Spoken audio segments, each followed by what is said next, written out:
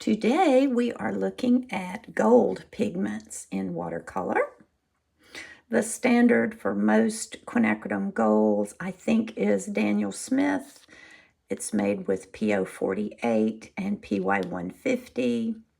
You're going to see that most of these are made with this combination of colors. Unfortunately, PO48 is not available anymore, so we are all going to have to find an alternative unless you've stockpiled this.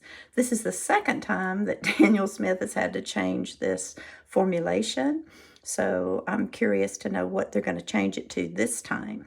But anyway, here's Quin Gold by Daniel Smith. Here's Quin Gold Deep by Daniel Smith with the same pigments.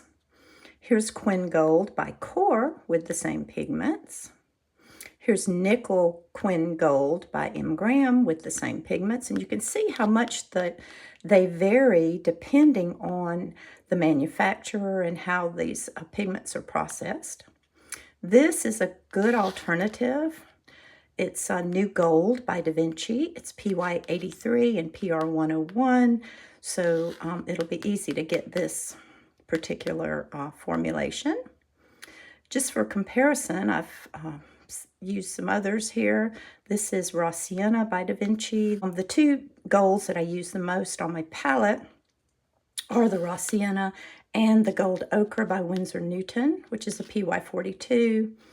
So it's a natural oxide. And I love this pigment. They both are, actually. I love this color so much because it's so transparent.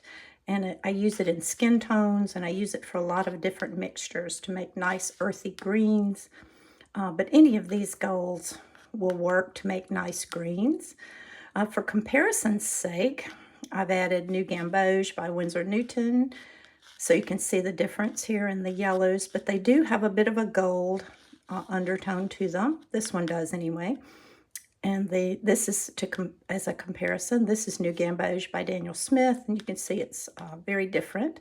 It doesn't have nearly as much of a gold tendency.